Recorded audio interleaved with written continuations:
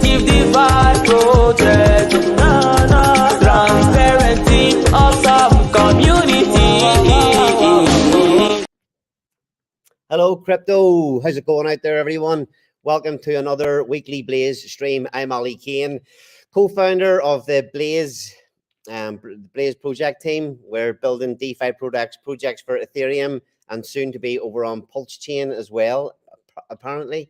But today we have an awesome guest, somebody from outside our community, and probably many of us haven't maybe seen any of his streams before. Crypto Bleeves, the most always right person on the internet. Going to be a real interesting conversation here today. We're going to cover just some stuff on the general market, some of the trends that's happening at the minute, and his takes on a few things that's happening in the market out there at the minute. So if you want to bring our guests up there today, Justin, we've got Bleeves, and Steve DeFi from our own team is on the show with us tonight as well. Bleeves, how's it going? It's going really good. How are you guys doing? Yeah, I'm really good. Thanks. Steve? Doing fantastic. Yeah, pleasure to have you on with us today. The most always right person on the internet. I fucking love it. Where'd that come from?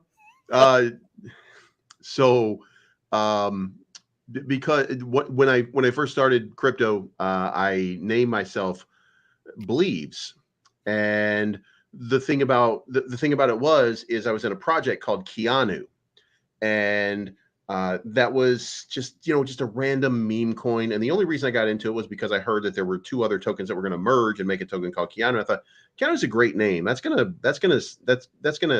be pretty good, and it was. But the team didn't have a lot of marketing or any of that. So I said, I'll make a YouTube channel. How about that? So I made a YouTube channel, and then I had to come up with a hook, and it was a name, right? And then I came up with a name, and the name was Keanu. It had to be kind of Keanu, right? I thought Keanu Reeves, Keanu Steves, Keanu Deceives. Oh, I can't do that one. And then just, as I went through it, Keanu Bleeves. And then I just shortened it to Bleeves Crypto because I was not stuck on Keanu for a long period of time. I can't, you can't be in one little segment. Otherwise you get pigeonholed. So I changed it to Bleeves Crypto, and here I am. Here you are. So, but are you the most read person on the internet? No, but that's the motto. And the motto just came from, it's not financial advice, but I'm always right. And the reason that I did it was just because I wanted to be kind of an asshole to people, just to be like, I'm right and you're not. You know what I mean? Yeah. You can't argue with me because we're on the internet. I'm the one with the place where, I can talk about this. And so then people immediately got into my chat and they were like, you're not always right. Are you? Right? Yeah. And I was like, yes, I am. I'm 100% right every single time. And I would go back and I would fight with them in my comment section over being always right. And anytime I was wrong, I would ignore it completely. And it would just infuriate. I'm sure that drove people absolutely, because the people who want to argue with you, they have a need to be right. Yeah. So awesome. I did that for a while, and then I got a buddy of mine who was a recording artist for Sony, and he had been on Motown, and he had just gotten signed to Sony, and he was doing all this kind of stuff. So then I had him do my I had him do my intro song, and I gave him like, listen, this is what I want to do. You have to put in that I'm always right. So he just did, I'm trying to put money in your pocket, that crypto wallet, that bing, bada, bing, ching, ching, big profit. And just made a great song, just a banger of an intro song. And then it ends with, I'm always right. I'm always right. I'm always right. And it just keeps going. And it just pissed people off so much originally. And then people love the song. So I stuck with that for probably 2 years. And now I did an AI generated one called, I don't remember what the name of it was, but I'd written some lyrics for a song, and I just put it into an AI generator, and it came out punk. I made it punk rock, and now it's Bleeves 182. So now my intro song is just some random computer generated silly ass song. Nice one. Do you want to tell our viewers sort of where you started in crypto and what you cover on your channel now? Yeah, sure. Started in 2021, got in again. I got in with, first obviously Ethereum, then I got into Keanu. I put $200 into Keanu, and 3 days later it was worth $5,000. And because I was brand new to it, I didn't sell, so it went down to, I want to say, about $1,000. And I convinced myself over that period of time, like, it's fine, it's $1,000, it's okay. Well, then it pumped again, didn't pump nearly as high, and it was like 3,000. I was like, you know what, time to cash out. So I cashed out, and it immediately dropped in price by like almost 90%. Like, a lot of these tokens they just bottom, right? So it went 90% down in an hour. And when it did, I was like, you know what? I'm putting $3,000 in this thing, and I'm buying it again. So I bought it again, and it immediately went up about 3x. And I was like, cashing this shit out. So, I went from $200 to $10,000 in just like a short period of time. Now, in the meantime, I had started. Was that in 2021? 2021, yeah. And of course, I didn't know anything about cycles. I didn't know anything about anything. All I knew was just hype up this token, right? And report news. And I was doing Saitama at the time. I was doing like a bunch of different Kishu, a bunch of these things that had crazy runs, meme coins. And then I made a bunch of money off of Saitama for a while, because that went to 7.7 billion market cap, I want to say, which is why I'm in Saitama on Sol right now. But I did that, and then during the course of it, I met this guy named Pablo Crow, and he got me into Volt. And I was partnered with Volt for one of our comments there actually says, "I miss Bleeves neon green mohawk Volted." Is that something to do with that? Then is it? One time. So me and Jake Gagan and Rodney from My Crypto Journey, we all talked about Volt all the time. That was kind of one of the projects that we just really kind of liked it, and the people and stuff like that. So Jake said something about, I'll get my hair done green, or something like that. I'm like, bitch, please, I will do that before you will. So I dyed my hair volted green, and left it like that for about 2-3 months. Yeah. Nice. So what is your thoughts on the state of the market at the minute? Where do you think we're headed the next sort of 3-4 months? I think we're not ready for the kind of explosive move that we're getting ready to have. I don't know exactly when that's going to be. I don't think it's going to be June. I also don't know that it's going to be July. I think the beginning of August is probably when we see something that we're just not ready for, that big move. In the previous markets, we saw 20% drawdowns after the halving.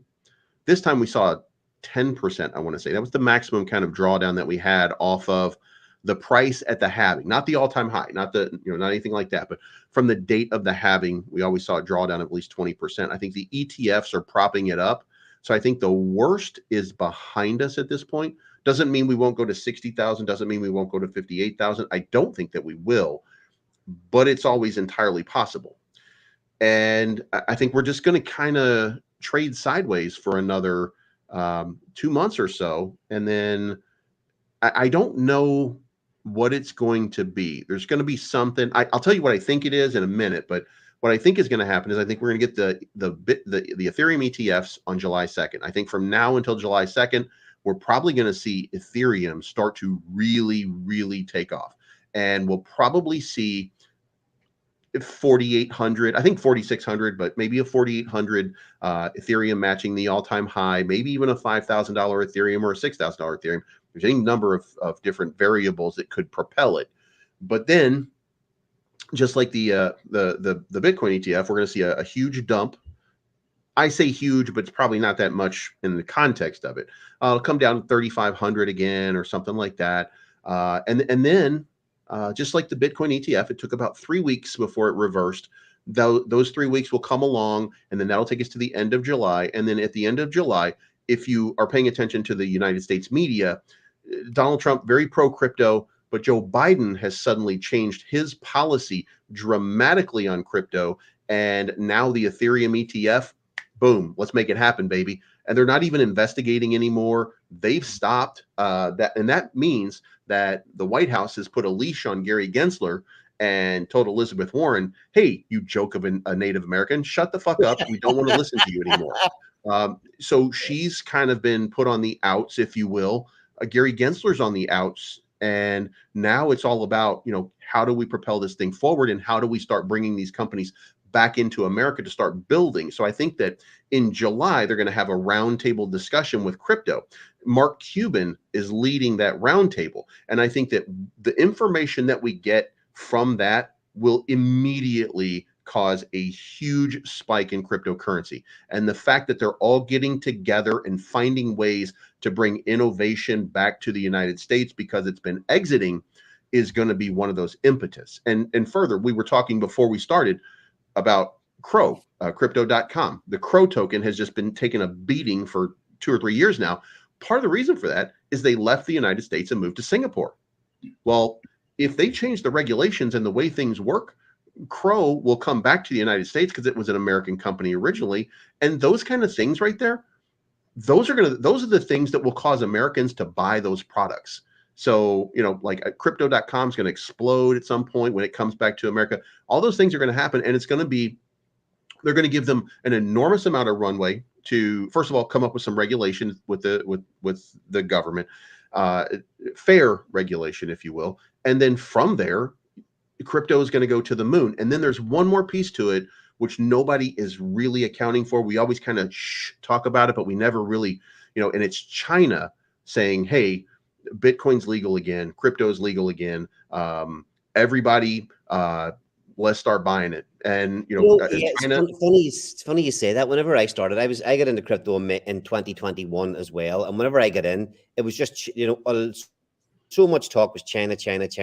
And you're right, I haven't heard anybody talking about that at all lately. Do you think it makes, with all this stuff you're mentioning and what's happening with the regulators and the SEC and Elizabeth Warren getting the leash pulled on her, do you think it makes a difference to everything in the States, especially which party actually wins the election? I love listening to Americans talking about politics, but I hate politics myself. But do you think it makes a difference which route or who wins?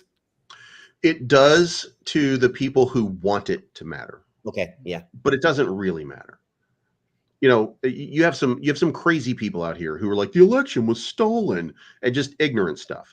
And by the way, I don't mean to say that the election wasn't unfair. I think we were in the middle of COVID, and I think that the media kind of colluded with the Democratic Party to suppress Hunter Biden's laptop, which, by the way, Joe Biden's never been prosecuted for. There's no crime. There's no, other than Hunter Biden having a gun and smoking crack, which is in itself a different story and pretty bad to begin with. But he's not the president.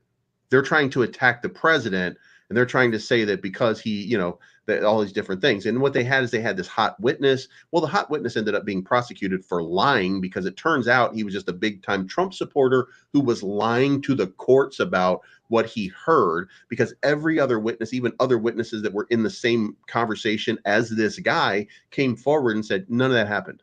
So, but that doesn't matter. What that is, once you've created a cult, and Donald Trump has created a cult.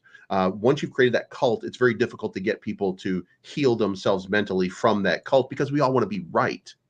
So I don't think that it was I think the election was a fair election, but that piece right there, I don't like that piece. But then again, here's the other part that nobody seems to be talking about on the cultish portion of Republican Party right now.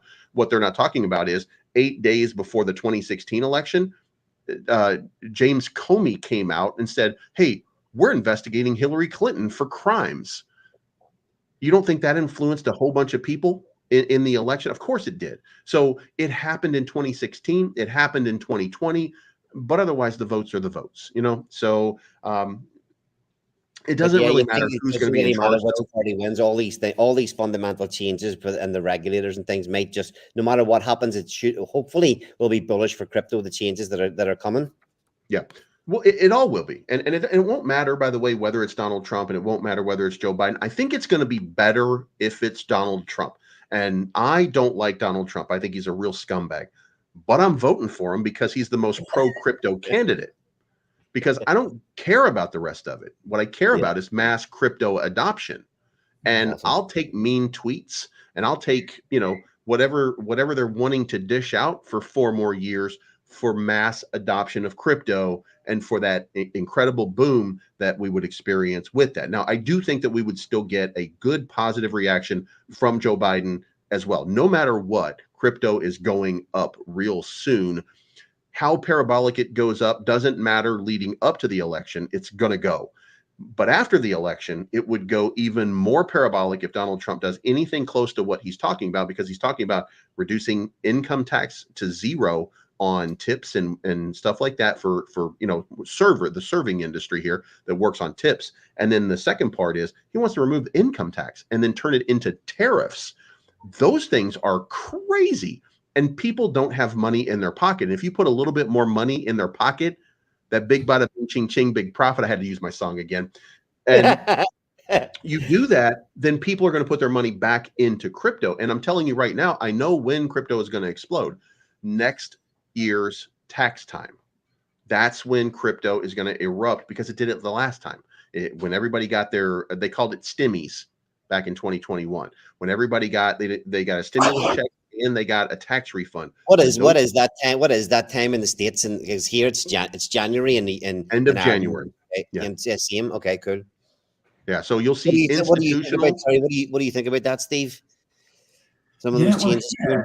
It's April. So yeah, that's interesting. How I didn't even think about tax being a catalyst for crypto pump. I think it's just going to pump into next year due to the tax catalyst.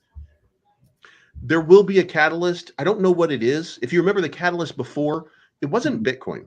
We talk about Bitcoin because Bitcoin is what matters, but it's not Bitcoin. It was Dogecoin. It was Shiba Inu. It was meme coins that led to that big rally and that explosive sort of move. Not the move, but what got people interested. It was Doge and it was SHIB and the meme coins. Well, there's going to be a meme coin that comes along that does the same thing. Pepe got a little bit, I think Pepe got too hot. So I don't know that Pepe is going to be that one, but there's going to be a race between, I want to say, and don't hold me to this, but I think it's going to be Dogecoin, SHIB, Pepe, and Dog with Hat. And the race is going to be to 100 billion market cap. And that's going to be the catalyst that leads to people just be like, oh my God, it's crazy when we get to, late January, when it starts really coming in. I think you'll see the market move up, by the way, at the 1st of January, market's going to start soaring even more than it already is, because, you've sold off for the Christmas on the holiday season. And then boom, the beginning of the year, things are just going to explode because they have the last couple years. And, we're just going to start there. And that's institution getting back in. Then we level off mid-January, and then February, when people start getting tax money, they just pile on and hey, make me your exit liquidity. And there we go. And it starts. Yeah, well, I haven't got the experience that yet, but I'm hoping I'm ready for it this time. So you cover. Sorry, were you going to say something, Steve? Were you? Yeah, just on that. I'm really interested to ask you if you have a DCA out strategy for next year. Because so I as a matter of fact, I do, and I hold a good amount of Bitcoin. I hold a good amount of most majors. I really like AI technology stuff, not because I'm a fan of AI. I don't give a shit about AI. I think it's interesting to use and stuff like that, but I can make money off of it. So I got a big bag of Render. I have the RWAs. I have a bunch of those. API 3, 5IR, low caps. Like, I'm not looking, by the way, I don't care about, I care about Render because Render's tied to NVIDIA. So it's got strength. And I like Fetch AI. However, I'm not looking for $1 billion market cap to make another billion or from 1 billion to 5 billion. That's a 5x. I'm not looking for anything like that. I'm into a blockchain right now called Devi. Got about a $5 million market cap, but it does 8 million transactions per second. It's a permissioned blockchain, not a permissionless open source anything. It's a permissioned blockchain, which means it's built for corporate entities. corporate entities are looking to onboard cryptocurrency, looking to become part of that ecosystem. They're looking for all that kind of stuff. So I'm in that for at 5 million. And, if that goes to $1 billion market cap, which is a blockchain and it's a business blockchain, it's probably going to do $1 billion market cap. That's an easy 200x. So would I put 10,000 into Render for a 5x, or would I put 10,000 into something that I think is going to 200x? I mean, it's a pretty simple equation for me.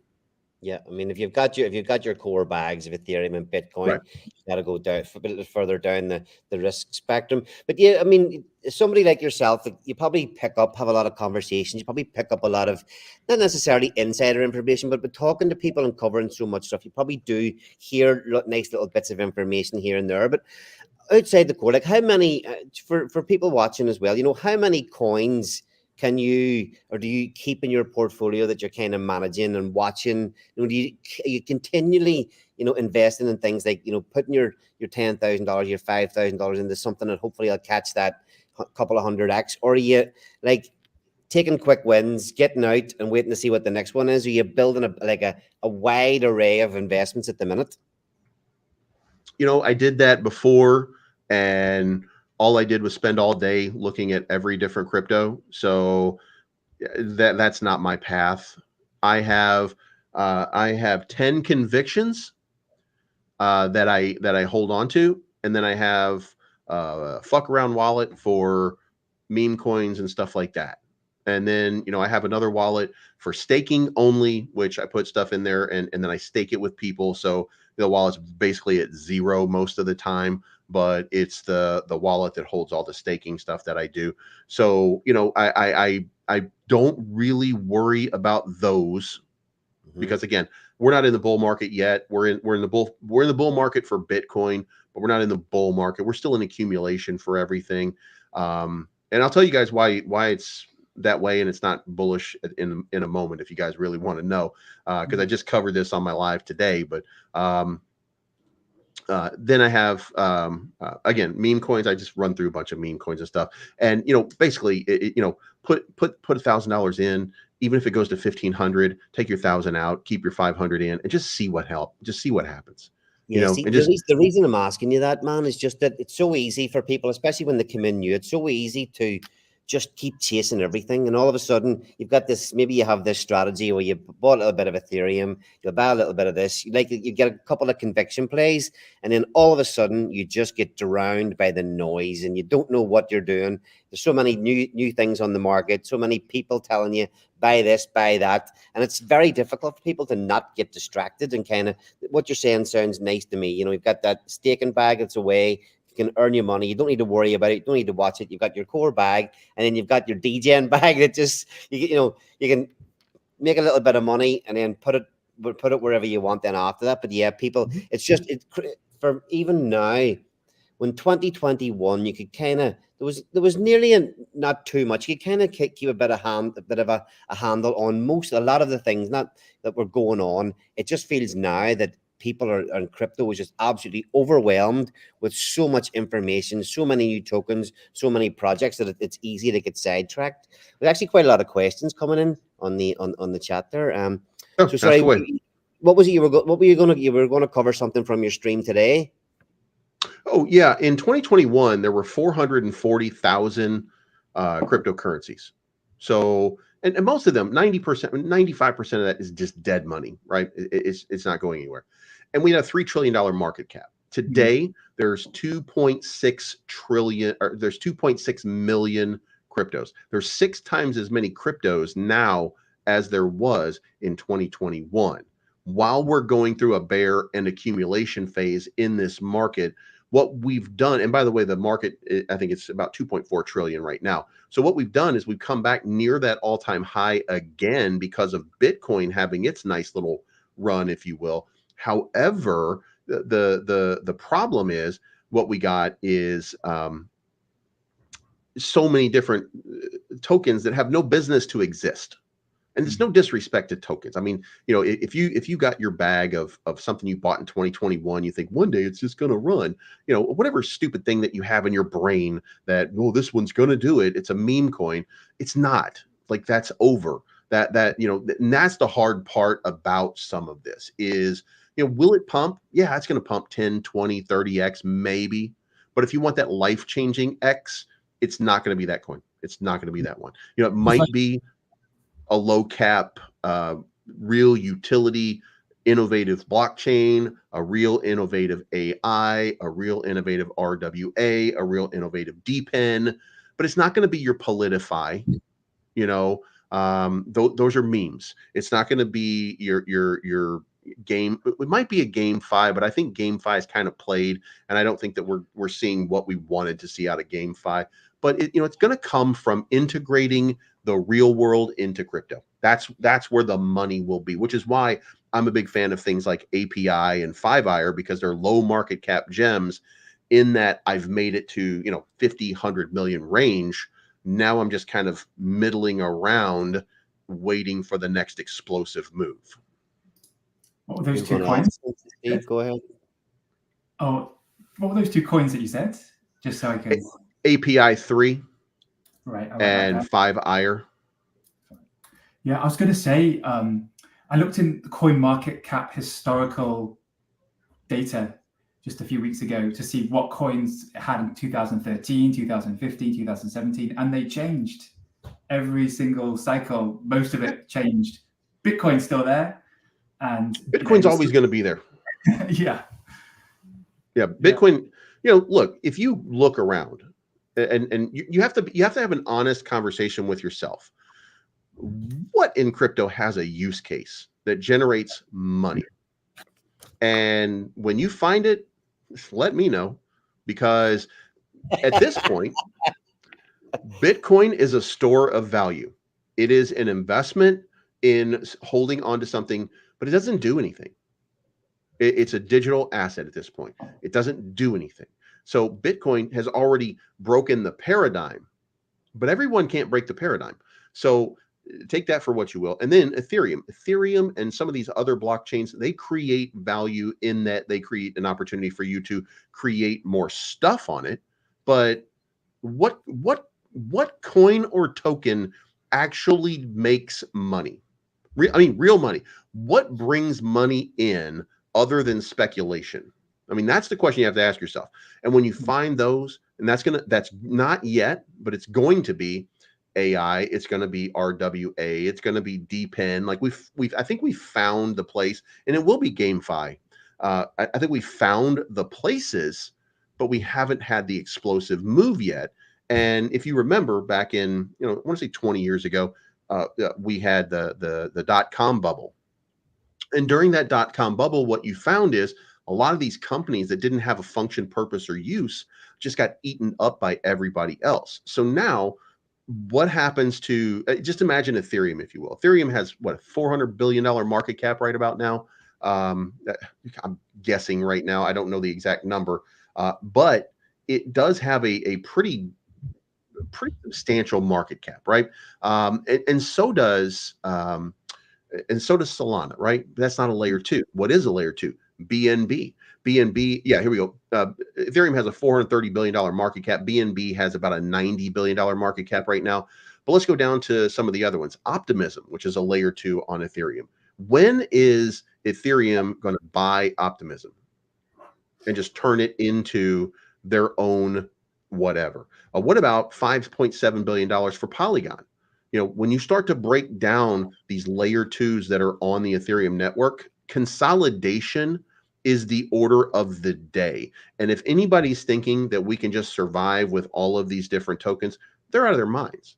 We don't. Yeah, that's a question I've been asking. Sorry, that's a question I've been asking some of the guests coming on. It's just what the obviously then what you're getting to, is there a scenario then within this cycle where the cream finally rises to the top, that the leaders really start to take off, or does everything kind of pump? Or does some things start to fade away and we start to see consolidation into things that are actually really good projects? Or does everything just pump? Not this cycle is an absolute degen onboarding shit show. That's what's happening right now. Woo! Sounds good to me. This is going to be the biggest disaster in the history of cryptocurrency. We're not going to get anything that we really think or expect. We will see it, but again, it's going to be muted because the meta, I mean, there is a meta in crypto right now, but that meta is shitcoins. That's what the meta is. Yeah. I mean, if you just look at where the value has gone, it's absolutely insane. Yeah. So, we got $1.5 billion in trade volume yesterday on Ethereum, 1.4 billion on Solana. That is shitcoin after shitcoin after shitcoin after shitcoin. What about Arbitrum? $525 million in trade volume in BSC. There's nothing of use that's ever been built on BSC. Okay, that is an absolute shit show for $482 million yesterday. Base, $346 million. And Brian Armstrong can take his bald head and talk about all he wants about how we're building, we're innovating. You're just making a shitcoin farm. That's what we are, and that's what we do.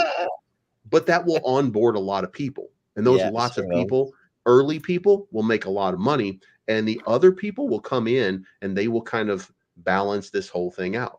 But, I mean, to get back to my original point, Arbitrum, layer 2 on Ethereum, BSC, layer 2 on Ethereum, Base, layer 2 on Ethereum, Optimism, ZK Sync, they're all layer 2s on Ethereum, Polygon, layer 2 on Ethereum. All of these things, there's got to be mergers and acquisitions. So we're going to see some of that stuff kind of float into, the Ethereum ecosystem, or somebody else is going to buy it, or, something will happen. We're going to see a lot of mergers and acquisitions, and also regulation. Regulation is what we hate, but it will fix a lot of our problems, which is a dilution of this market. Yeah, absolutely. There's I actually just want to know, because we've only got about 10 minutes left. I want to have a quick run through some of the comments that are in the comment section here. And give me a second. Somebody's asking Cortex AI. Cortex AI on the blockchain, probably a big holding for Bleeves, I'd imagine. I thought I saw Cortex was ripping yesterday. That was one of my calls a little while back. That I thought, Cortex is probably just going to absolutely explode. And, going back to, what is this? What am I on? I'm on a 1 minute chart. Jesus Christ, please get your shit together. A couple weeks ago, we were talking about, it was down here. No, a couple days ago, it was down here at like 21 cents, and now it's ripping back up. But, I said Cortex was going to be one of those big ones, right? It's another AI. And I was back here in the early part of, here we go. Yeah, it was trading at like 10 cents not that long ago. It spiked all the way up during that AI craze to $1. You know what I mean? Like Cortex was one of them that I thought was it's just going to rip. It's going to have, and there's a lot of them, by the way. RLC. What's the one, Steve? What's the one you've been talking about, Steve? Is it Nosana? I see another comment about Nosana. Yes, Nosana. On Solana, me and Justin, we really like it. It's kind of like a GPU, online GPU thing. It's I'm not sure how many of those are going to survive. I think if you consider that it can't just be render, you know what I mean? Like, it can't just be render. It has to be a couple more. And something like Nosana has an opportunity. It's who are they going to partner with? Who are they going to get into this ecosystem as sponsors, or as people who, again, earn money off of it? When you find those people and you really start to do that, and by the way, they already look like NVIDIA anyway with their logo and everything, you know what I mean? So it's one of those things that it will find its way. It may not even be in this market cycle. It might be 6 years from now, but it will find its way, and it will just have an incredible run. Because gaming is still, there's still going to be a lot of gaming on Web3. It's my belief that Jasmy is going to be the next PlayStation blockchain, because Jasmy was created by people who are former Sony executives. What is blockchain? I've never even heard of that. Bleeves, what do you call it? Sorry, Jasmy, Jasmy. Most of their website was in Japanese until just recently. They put out a white paper, fucking Japanese. Yeah, like Domo arigato, Mr. Roboto. I don't have any idea what you're saying.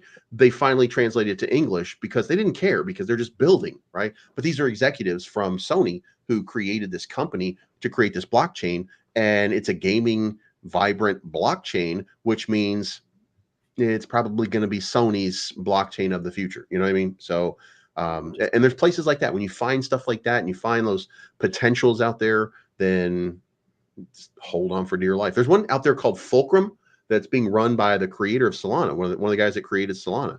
He's got his own new blockchain called Fulcrum. Check that one out, because I don't know. Are you taking notes here, Steve? Yeah, I'm here to learn, so take those notes. Yeah, Steve loves research and everything. I struggle for time, but Steve does a great job digging in the different things. There's some weirdo in the chat is asking about XRP. Do you want to mention anything about XRP, or will we skim right over it? Fuck XRP.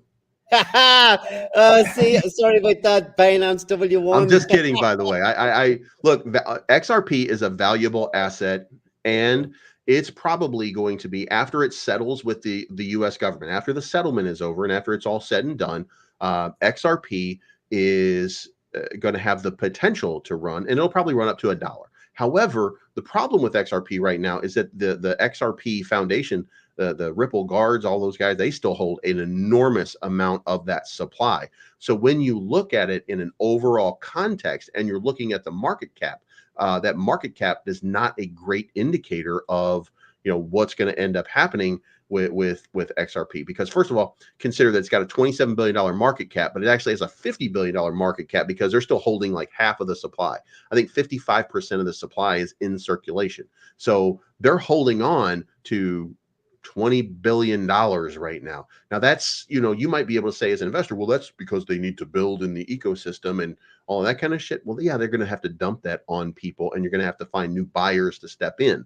So that's complicated, and that's going to be difficult. So I think that XRP probably is way undervalued. I think it probably goes 10x from where it is right now to about a 500 billion market cap. But again, we're going to see, they won't have more than 60% of the supply out. So we're only going to see like a $300 billion market cap, which is still significant. It's still about a 10 or a 12x. I think it will happen. And it'll be the payment provider for like Visa, MasterCard, Discover, all of these different companies. But beyond that, I don't know that there's any more that it can do. And there are other better options for companies now. So even if XRP does have that run, it's not going to just sit up there, Steve, have you any questions you'd like to ask Bleeves? Yeah, let me just ask 4 questions to you and just give like a one-word answer, like not a long one-word answer, just real quick. Like BTC all-time high. 100 and for when?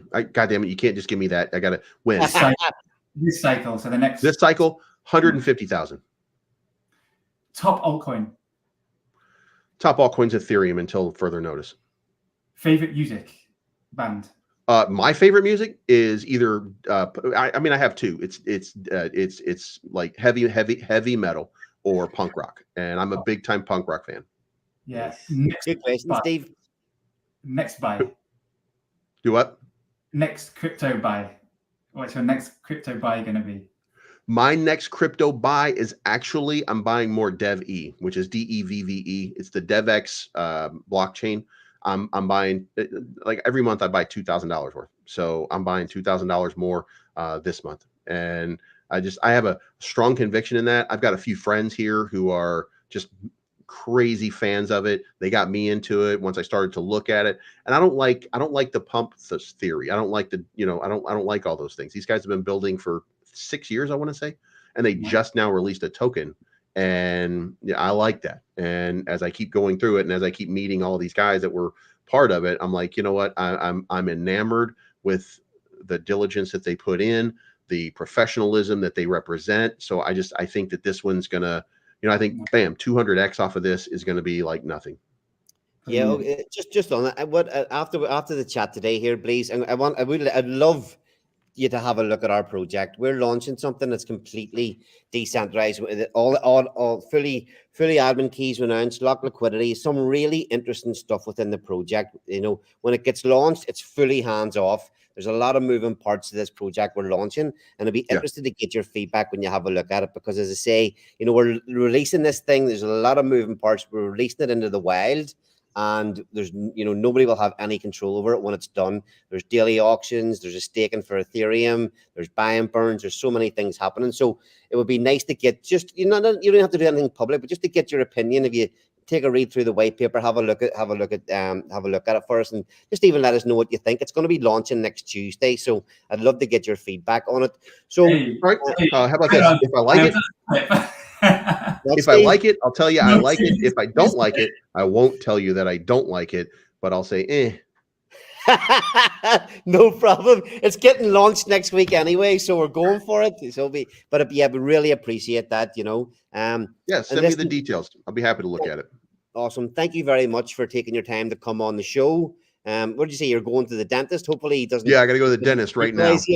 Yeah, hopefully you keep all your teeth. I still got them. Them. Yeah, listen. Thank you so much for coming on. And thank you for having me. Have a good day. It was good to meet both of you. I will talk to you again. And for the chat, thank you guys for tuning in. I appreciate it. If you have any questions, ask these guys. Maybe they'll have me back on at some point. We can answer more questions or something like that.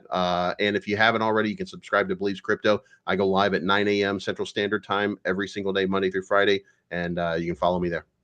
Awesome, man. Thank you very much for coming on. Have a great day. Thank you, guys. You have a good day. And just one thing to add, Ali, to what you're at the tip of the tongue. Maybe it is. We haven't. So let's just say next week. Spoiler alert! Spoiler alert! If we don't launch next week, so we end up running into July. So let's see. Yeah. Now, let me see. Yeah, what's the crack then, Steve? What have you been at today? Oh, today I went out with my little one. I sent you a picture earlier. Just been out. He looks real cute. Yeah, he's lovely. We just went out and took him to the restaurant. I had a meeting, and he was in my meeting playing games. It was just a fun time to hang out. Yeah, he's just 2.5, so everything's interesting. So, community, Bleeves community. We're I'm not even going to say the word CLOSE, but we'll see how it goes. We're aiming for next week. We're aiming for it. We got some good news from the devs today. We're hoping you're live saying Tuesday. It is written. Well, we'll see. We'll see how it goes. We'll make a real announcement in a few days. Yeah, I think we're hoping that we can actually put out a proper announcement tomorrow. We're waiting on one more thing to come back from the auditors tomorrow. We got a report back today with the sort of a final report. We've got 2 auditors.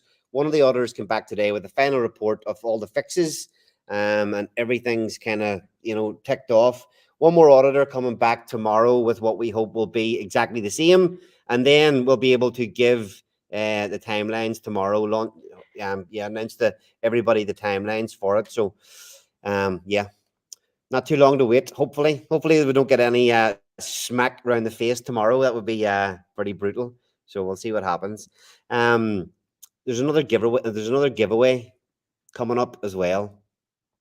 The giveaway, we've said we'll do a $1,000 of ETH giveaway until we launch. So this giveaway will last. We're going to announce the winner for this giveaway one day after we launch. So it's not going to run for a week. It's not going to run for a certain number of days. It's going to run from now until, we'll post it on Twitter tomorrow, and that competition for the giveaway for 1,000 ETH will run until the day the day after we launch. So take from that what you want. To enter the competition, it'll be posted on Twitter, as I say, but to enter it will be, we're going to ask you guys to go in and make your own clip from any of our YouTube streams.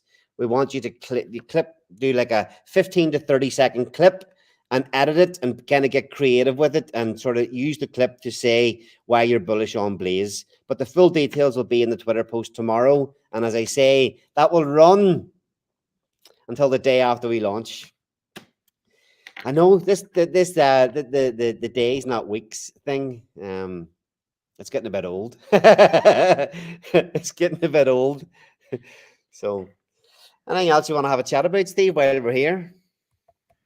Yeah, nothing on my immediate mind. Yeah, but with Bleeves, I thought it was not going to be easier than it was when we set off in January, and it turned out a lot harder. But what we have produced is absolutely fantastic. I love it. It's running smooth on testnet, and yeah, we're excited for that. Yeah, so I mean, it was the same for me building Pulse Wars, Steve. You know, that was the first project. Just going out, finding devs is what, you know, it's difficult to find devs, it's difficult to find auditors, you know, and then everything, it's a learning curve. Everything that you think is okay, so you can come up with as many wonderful tokenomics ideas and, you know, just, you know, ideas for projects, everything.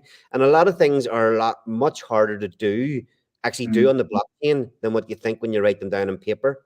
One big massive thing is that every time you know, for having 8 of us in the group, and every time you come up with you've got something, you're building it, you think it's awesome, and then somebody comes along and goes, "Oh, this will make it better."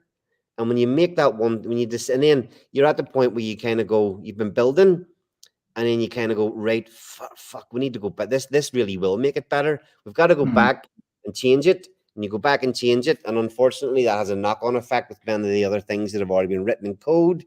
And then everything just kind of takes longer and longer. As you know, everybody's been in projects. We're all here in crypto. Everybody's been in projects where, you know, you just drags on and on and on. And now that we're builders and we've been through it, I've been through it twice now. Now that we're you know, now that we're doing that, you kind of know what it's like. Somebody said, "What's proof of sleep?" Game development is quite similar in that regard. Yeah, I'm sure it is. I'm sure it's exactly the same. You know, the old saying, software is hard. So we're certainly learning that. But Steve, you're right. What we've got, I'm really excited about it. When we started off, I was kind of getting into it, getting my teeth into it, wanting to work with you guys. But for a while at the start, I was kind of, well, we'll see what happens. But as we've built this thing and it's got better and better and better, and now we're seeing it on testnet. Now we're getting all the audit reports back, playing with it on testnet. You're kind of going, "Oh, this is looking good." So Yeah, really, absolutely. yeah. And it's also, yeah, I mean, we did massive amount of discovery at the beginning to get everything great. And then about a few weeks later, it was one of the team members, it was Irish Crypto, came up with this amazing idea that we just had to include. So, you know, we put it in. What was that? What was that one? It was the diamond hand. It was a diamond hand glove. So this is the diamond hand is really interesting tokenomics because it's also going to springboard into the next thing we're doing after Bleeves. And we've got some, we won't go into it now or until after Bleeves launch, but we have some really amazing ideas that it's basically all sorted out that we're just going to put into motion that ties right into Bleeves Wars and a couple of other things, which is really interesting. Yeah, So, and then we've kind of dropped now to the community that you know, not Pulse Wars, that Bleeves Wars, what was originally Titan Wars, changed to Bleeves Wars. That has actually completely changed. That protocol is completely changed now. And me, as a founder of a game, an NFT trading game, Pulse Wars, the thought is bringing this to the team to launch, to give the Titan X community a game that they could play and another way to use Titan X. What it's actually evolved into is so much better than what we originally had to tie it in to the Bleeves ecosystem. You know, just for the way we're not wasting any economic energy, any value that comes into Bleeves or anything, and now any economic energy that comes in to the Bleeves Wars NFT, that power of money that comes in is really going to help fuel the Bleeves ecosystem as well, which is, you know, you and Josh did a great job coming up with all those ideas and the new plans for that. And I'm excited to get that. I'm excited for the community to see what we've got coming with that, because it's as juicy as what we've already built, possibly even more so. I mean, it is remarkable because that was the really game changer that what Jake did with Titan X is keep that economic energy into the protocol and put it back. and that was kind of as a response to VampX, which is almost a year on that mint when $7 million of was Ethereum was burnt, and you get this VampX. And you look at the liquidity pool, and it's like 10K on Ethereum. And that was mad. That was absolutely mad. Oh, It's funny. Let's have a talk about that as well. Zen. So I was on one of the streams I was talking about on with one of the guys the other day. So what influenced a lot of where we are building this project? Hex was one thing that had a lot of effect on everybody. We were all kind of united in Jake's mastermind through Hex, Pulse Chain, Richard Hart. So that was a big thing. Again, Zen, we all loved the idea of the fair launch, that this crypto's been launched to, as a tool for everybody. It's ready to be built on, fair launch. Then obviously with the ethos behind it, when you build on it, new projects coming in that can take supply off the market.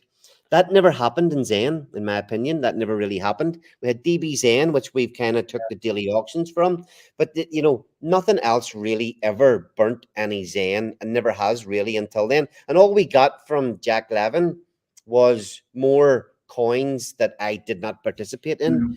And then obviously Jake took a lot of the principles from both of those things and built Titan X, which is where obviously we're here to build on Titan X. But all those things led to where we are. Is there any particular parts of any of those projects that you love the ideas that we've taken from them and put into our project? There is, but before I say that, just what you're saying about Zen is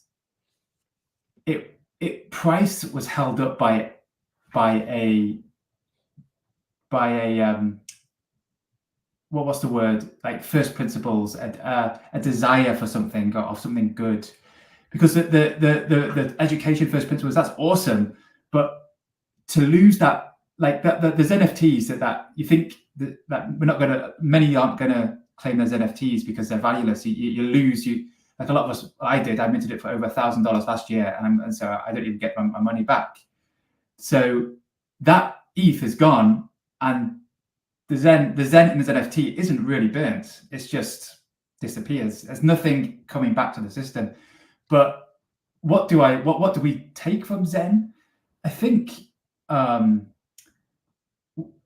like the idea of a fair launch. I think ours is a very fair launch, and we'll publish it soon. We've made like 8 principles of Bleeves, and one of them is like a fair launch, as in fair opportunity for everyone to get in right then. And the whole minting function of Zen was actually really genius. The way you could actually mint Zen. Titan X took that. We've tweaked it, like taken from the DB Zen minting, but that I like those two things. The fair launch principle, decentralization, and the minting. Yeah, the unruggable is another good thing that's kind of come out of it all. That you're getting into something that can't be rugged, that founders can't come along. But founders can't come along, or VCs can't come along and dump on you. But there's been other flaws in those systems as well. Yeah, without getting into detail about what's wrong or what's been wrong in the ecosystem. But yeah, there's certain flaws there, and we've tried to fix what we think is maybe not fix, but improve some of them. So we'll see. Time will tell, Steve. Eh? Time will tell. Yeah, and what I always think is good in a project is a thick liquidity pool, a thick liquidity pool, because the value of a token is really the liquidity. When you look at, I don't want to be negative on Zen, but that's low. But Titan X had a really nice liquidity pool, and it's still it's still good, pretty good for a coin like that when you compare it to a lot of the other coins that we're in. So yeah.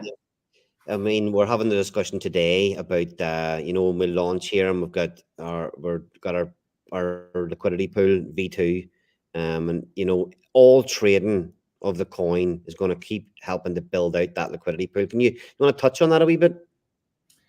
Yeah, we started off with a liquidity pool using a V3. So that was the same liquidity pool as Titan X. And it's great. And it's great because you can take the fees and burn them, which is great. But someone in the Bleeves Telegram made a comment, and me and Josh like, this is amazing. This is really good. It was just why I was rolling my eyes that day, going, "Oh, not another change." That's a perfect example of one of those times. Yeah, that was. But thankfully, it was a simple change, and because we didn't want to delay. But yeah, we just switched to a V2, which means all the fees going instead of the fees being taken out from a V3. That's how it functions. The V2 just absorbs the fees and builds it at the same time. I mean, the advantage of a V3, you get 1% of the fees. A V2 is 0.3%, but we just prefer that those fees just making that liquidity pool that little bit thicker gradually. I'm actually acknowledging a couple of the comments in our own chat and getting shitted at. Yeah. Okay. Do you have any tips for anybody that's going to participate in our project? You know, we know it inside out.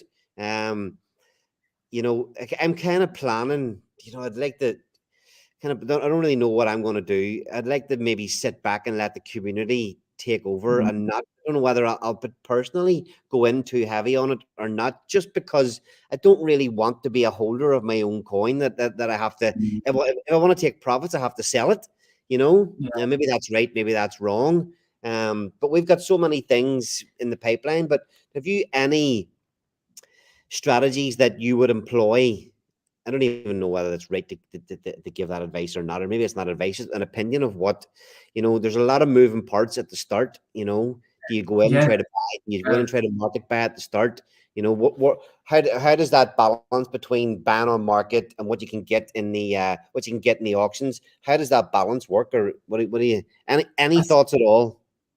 I think we got to get Mason on one of these calls, because he goes really deep into these strategies and thinks really hard about it. So if Mason's watching this, that's a question for Mason, and he's on our team.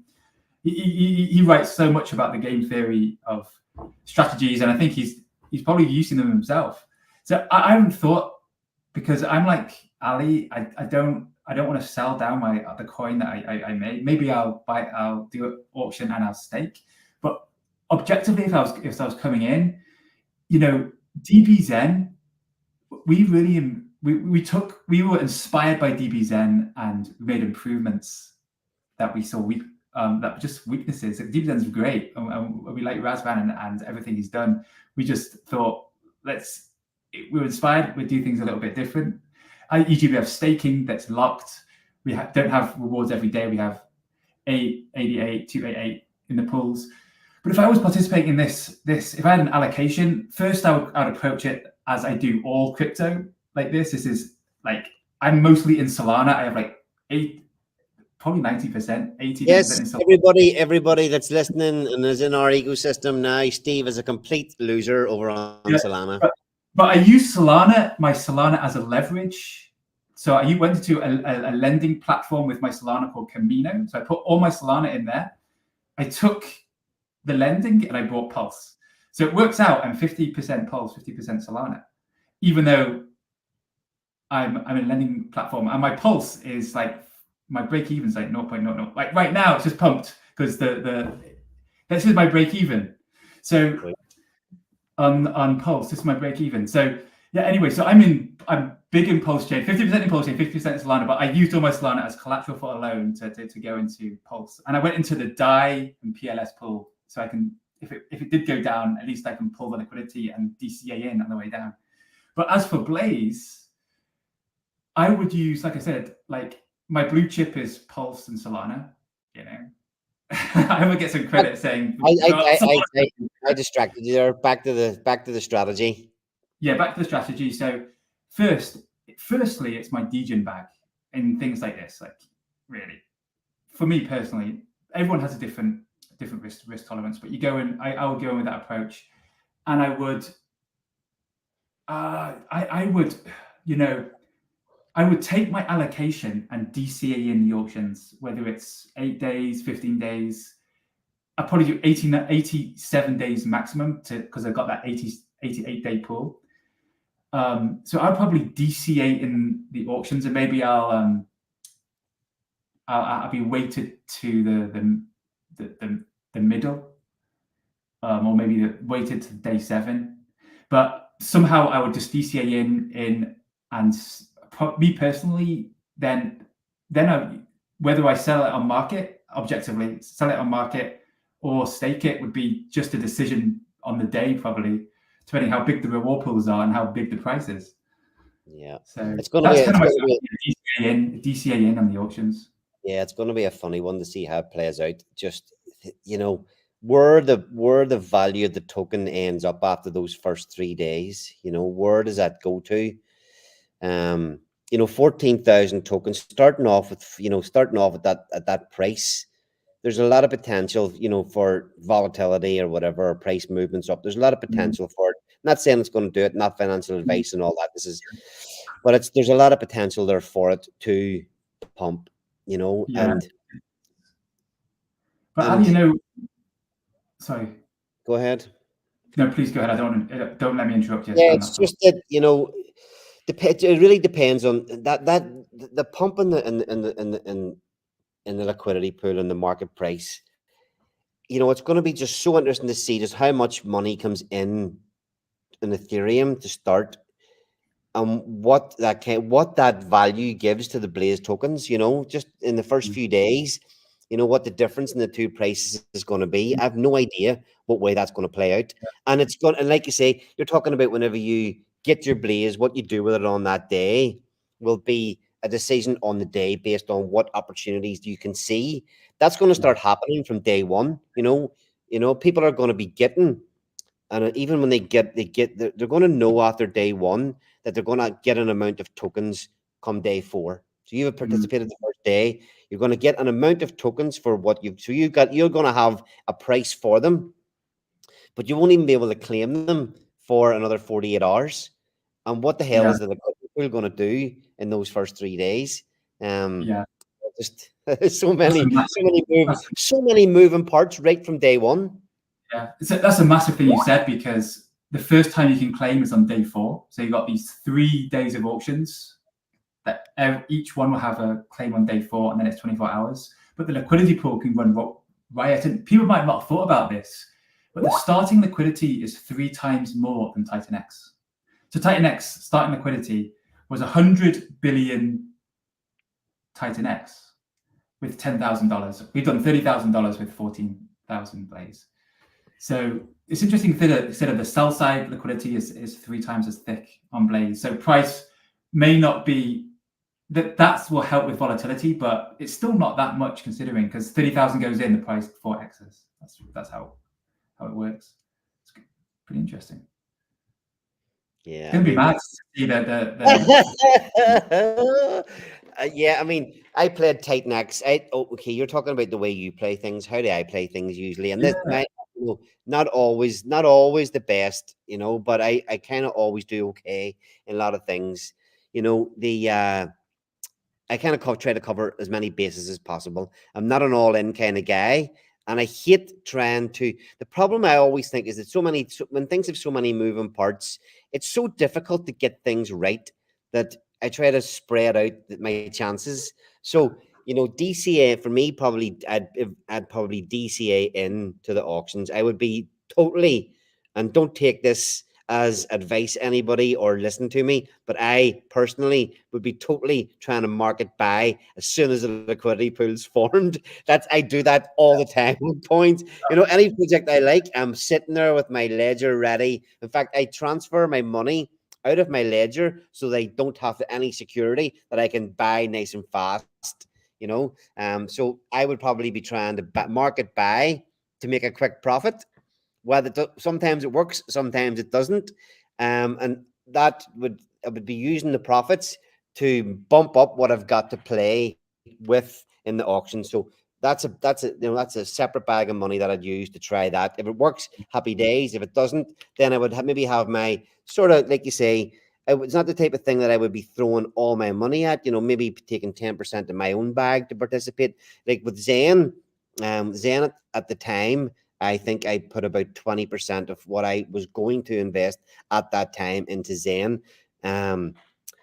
Same with Titan X. Titan X, I got very lucky in the market ban at the start. Hyper, I did not. I lost money market ban on Hyper, but Titan, I did really well in the initial purchase on market, and I was able to then put that on top of what I was going to put into the auction. So that again, sorry, my strategy would be definitely trying that market buy, but I'd have my set amount that I'm investing in, and like you say, I would probably choose to do that over, you know, like buying any crypto, just DCA into the auctions. There's kind of, and then there might be opportunities to go a little bit heavier some days than others.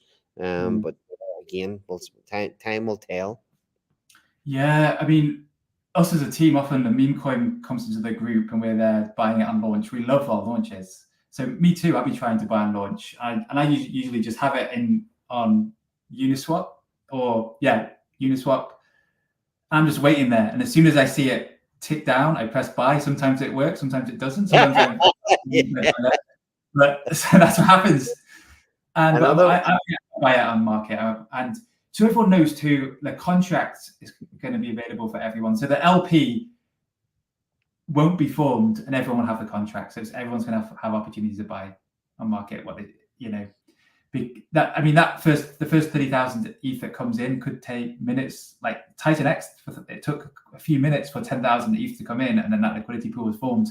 But our liquidity, there's no call for our liquidity pool to be formed. It's automatic.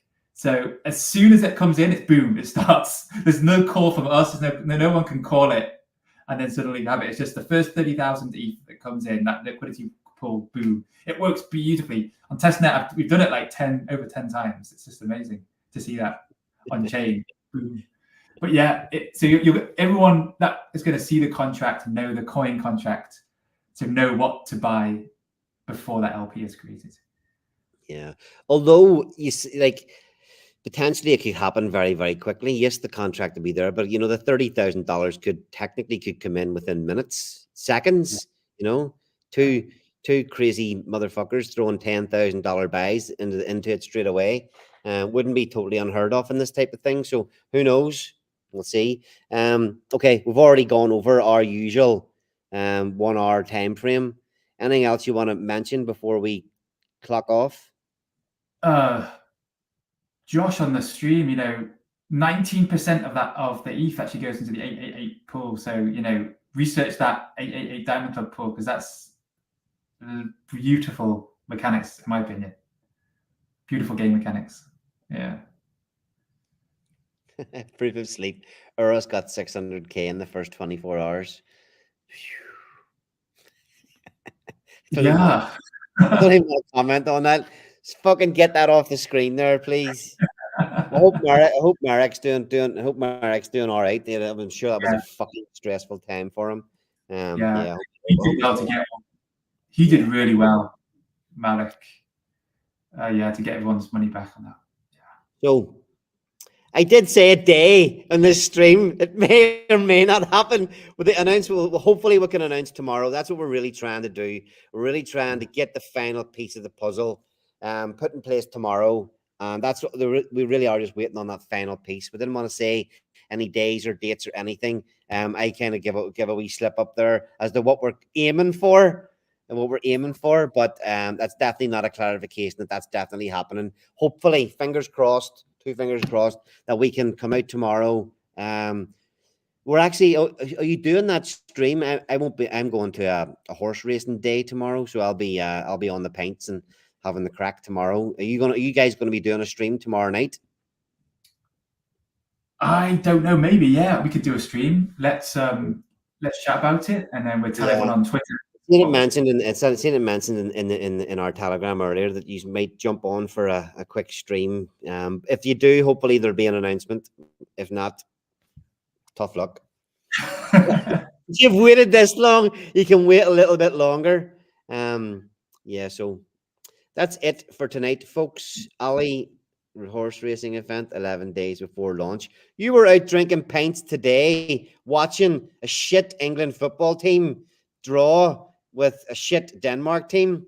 So You should have been on today. We're in the final countdown here. You should have been on doing more testing, more conversations with the devs, and you're out drinking pints, watching football. Not good enough. You and Scott need a slap on the wrists. So anyway, sorry about that. Yes. Good evening, folks.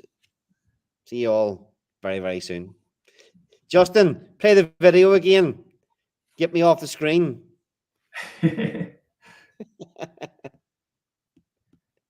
He just leaves.